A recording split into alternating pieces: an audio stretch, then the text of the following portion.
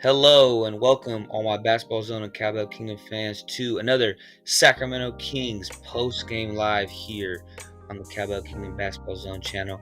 My name's Javier Zaragoza. Pleasure with each and every one of you guys currently watching.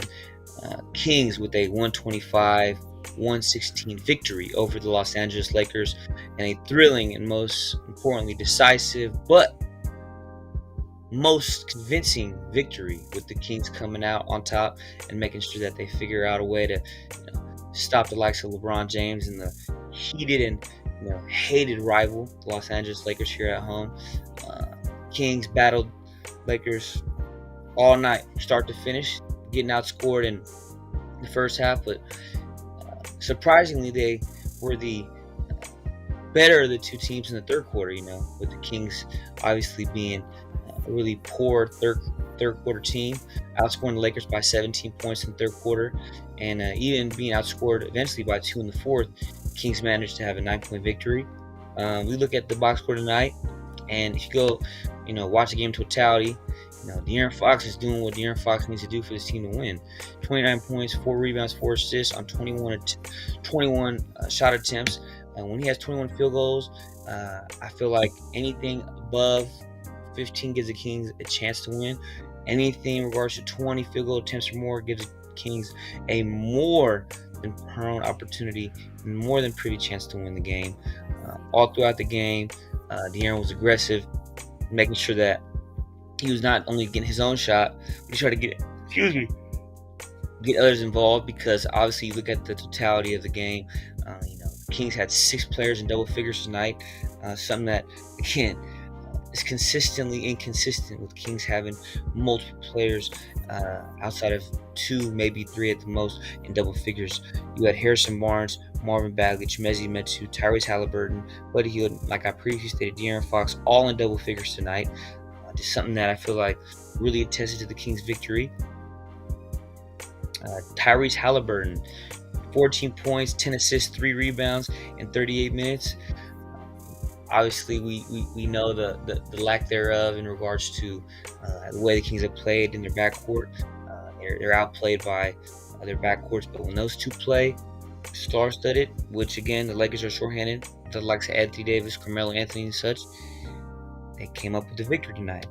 But when the Kings, like tonight, which is rare, but I'll take the much needed victory, 55% from the field, compared to Lakers 42.9, that again is a chance for teams to have success like the Kings when you have a team that's struggling. They shot 36.7% from 3 and 84.2% from the free throw line. That again leads to success offensively. Still giving up 116 points, still a little bit too much for my liking. Excuse me, my apologies. 116 points is still a little bit too much for my liking, but again, we're at the threshold again where the Kings need to have a sense of pride on the defensive effort. But the old fox is back is also mentioned in the comics by XJS Picks. Hey, the 2020-2021 NBA season, De'Aaron really turned it up a notch offensively and really had fans thinking that it's his time to put on, as they'd say, a different type of display of what has been shown by De'Aaron in the past. I'll again agree to that, but 2021, 2022 really hasn't been so much this season, with him having a lot of inconsistencies on the offensive end, and obviously it's obviously his own doing, but we got to really see how he finishes out the season. But the Kings go as De'Aaron goes, and as De'Aaron wants to be someone that somebody that is leading the Kings to victory, we need to make sure that they that they understand that he is the as good as the Kings will be game in and game out. And then we have a tweet here from Shaquille O'Neal. All love to Sacramento. As a result of a new business endeavor, I was required by the NBA rules to sell my interest in the Sacramento Kings. I want to thank the fans, the city of Sacramento, Viva Grande Dive, and the entire Kings organization for a great partnership. I love being an owner of such a forward-thinking organization. I hope to be back someday. I was fortunate to have Arcos or Arctos help me with this transaction. I'm sure that this will be a great partner for Vivek, the Kings, and the NBA going forward till we meet again. This is Shaquille O'Neal commenting on his departure from the Kings organization in regards to being a stakeholder in ownership. You know, this might sound a lot of, in many ways, subjective, but I'm not, upset to see him go. I'm not sad to see him leave. I'm not a fan of Shaquille O'Neal. Not as a basketball player. He's a terrific basketball player and center, but he's a, hard, hated and a heated arch rival of the Kings for the Lakers that destroyed the Kings in many ways. Excuse me, my apologies. But again, he cannot because due to business rules and organization policies that they have in place with the NBA and the collective bargaining agreement and such, with his involvement with certain other things that are put in play by the NBA. They cannot have him be a stakeholder in the Kings with any shares or any stakeholder opportunities to be part of the Kings, ownership group no any longer.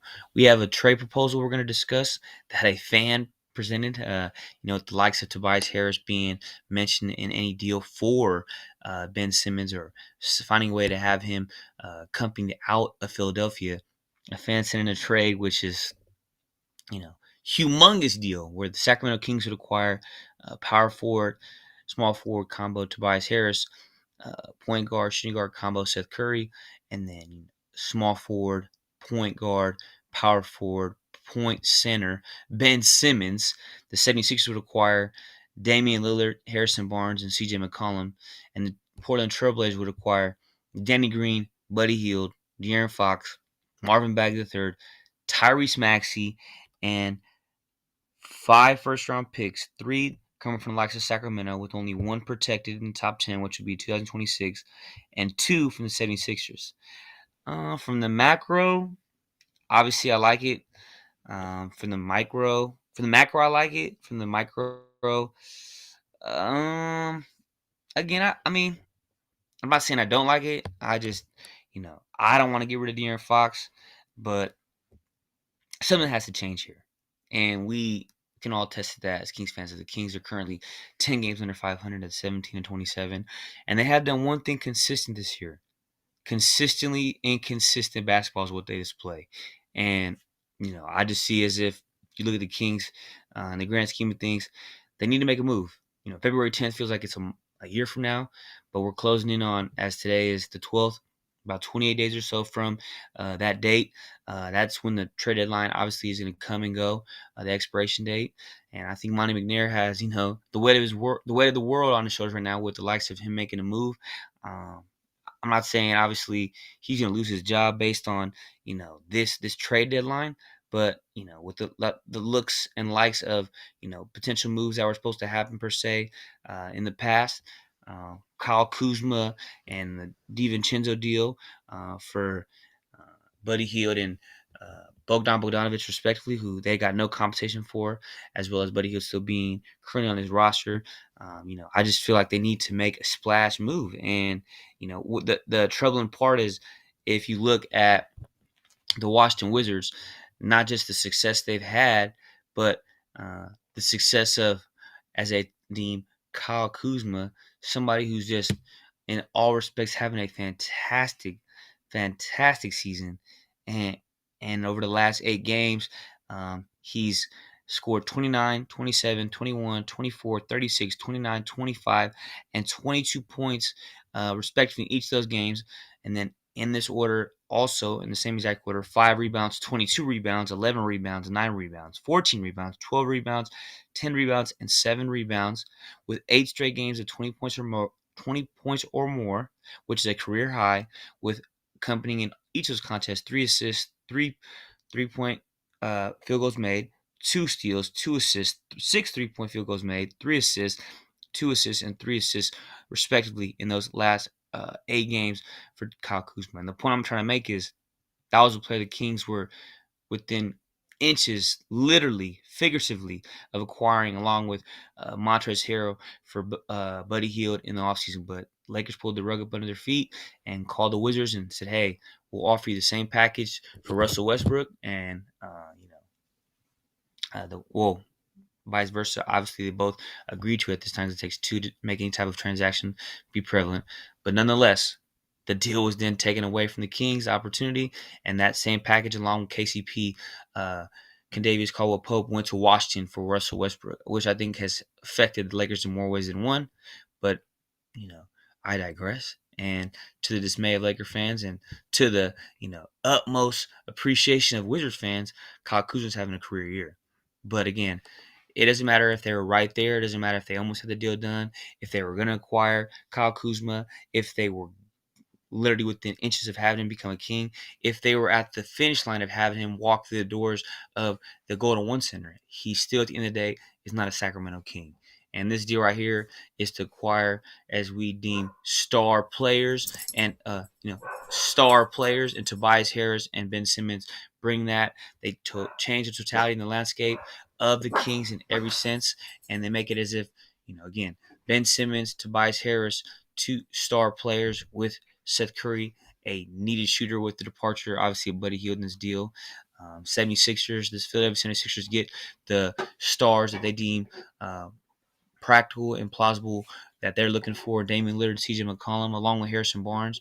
Granted, Damian Lillard is headed for abdominal surgery, but again, they would have something where they would have a situation where Danny Green being sent out with Buddy Hield, and De'Aaron Fox and Marvin Bagley, along with Tyrese Maxey, sent to Trailblazers with 5 first-round picks. I mean, it could work as long as we would see that the teams would all agree to it. I think the Kings I think they would agree to it in more ways than one, more times than not. But again, that's a lot of moving pieces. It's just something that's you don't see mega deals like that in the NBA. But I wouldn't say it's far fetched. It's just a matter of would the Kings, the Trailblazers, and the Philadelphia 76ers agree to put this transaction in motion? If that makes sense in every respect, as you're looking to see how many times will the Kings, 76ers, and Trailblazers make you look at this deal. 11-player trade with 5 draft picks involved. It's a lot of moving parts. You know what I mean? So, I appreciate the transaction being sent in by Cabo Kingdom Basketball Zone fan, and wanted to share see what you guys thought. Now we have a few more seconds here on the Cowbell Kingdom. Again, Kings with a 125-116 victory over the hated and arch nemesis Los Angeles Lakers, which to my pleasure, watch the Kings find a way to stick it in there and complete the job and get the victory. Look back for all posts on Cowbell Kingdom Basketball Zone platforms for Friday post game. Sacramento looks to take on the likes of the Houston Rockets in Sacramento at the Golden One Center at 7 p.m. Pacific Standard Time, as we'll have a post game show shortly there to follow. We look forward to having all you guys accompanying us on the post game show in 2 days, as the Kings look to try to set their win streak to a outstanding 2 games, as they can hopefully get consecutive victories for something that we haven't seen in the better part of a month, more or less. It feels like probably a little exaggerating, but either or, we look forward to seeing you guys on the next post game show come 2 days from now when the Kings play again the Houston Rockets at 7 p.m. on Friday at the Golden One Center. And for all my Sacramento Kings fans, all my Cowbell Kingdom fans, most importantly, all my Basketball Zone fans, and all our fans out there in general, I'll see you on the next one. Guys, have a good night. Thank you.